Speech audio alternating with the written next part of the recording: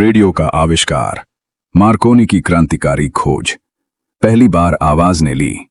Radio तरंगों की सवारी 19वीं सदी के अंत में, जब दुनिया संचार के लिए तारों, टेलीग्राफ पर निर्भर थी, एक युवा इतालवी वैज्ञानिक गुग्लिएल्मो मार्कोनी ने एक ऐसी तकनीक विकसित की जिसने बिना तार के संदेश भेजने का सपना साकार कर दिया।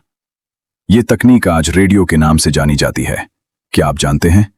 मार्कोनी ने टाइटैनिक जहाज के डूबने के समय रेडियो संकेत भेजकर सैकड़ों लोगों की जान बचाई थी। गैलरत में रेडियो क्लब ऑफ बॉम्बे ने 1923 में पहला प्रसारण किया था। मार्कोनी का जन्म 25 अप्रैल 1874 के इटली के बोलोग्ना शहर में हुआ था। बचपन से ही उनकी रुचि भौतिकी और इलेक्ट्रिकल इंजीनियरिंग में थी।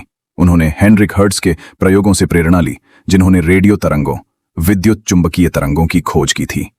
मार्कोनी ने सोचा, अगर ये तरंगें हवा में यात्रा कर सकती हैं, तो क्यों ना इनका उपयोग संचार के लिए किया जाए। बिना तार के पहला संदेश 1895 में महज 21 साल की उम्र में मार्कोनी ने अपने घर के बगीचे में एक उपकरण बनाया, जिससे उन्होंने बिना तार के संदेश भेजने में सफलता पाई। उनका पहला प्रयोग केवल कुछ मीटर तक ही सीमित था, लेकिन धीरे धीरे उन्होंने इसकी रेंज बढ़ाई। 1896 में मार्कोनी ने अपनी खोज को ब्रिटिश सरकार के सामने पेश किया। उन्हें पेटेंट मिला और 1897 में wireless telegraph and signal company, बाद में मार्कोनी कंपनी की स्थापना की। अटलांटिक पार पहला रेडियो संदेश।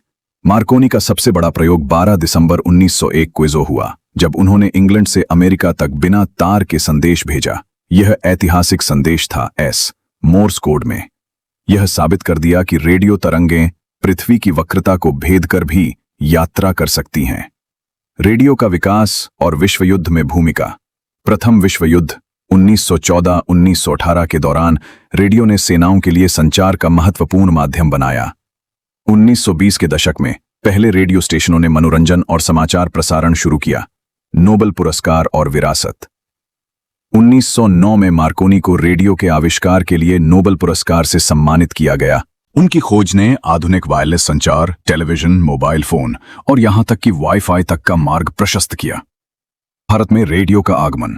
भारत में पहला रेडियो प्रसारण 1923 में हुआ और 1936 में ऑल इंडिया रेडियो AIR की स्थापना हुई। आज भी रेडियो देश के कोने कोने में समाचार, संगीत और शिक्षा का माध्यम बना हुआ है।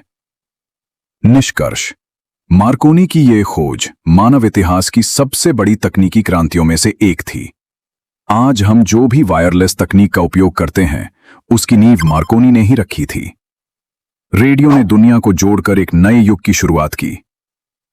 अगर आपको यह कहानी पसंद आई तो शेयर करें और कमेंट में बताएं कि आप रेडियो पर क्या सुनना पसंद करते हैं।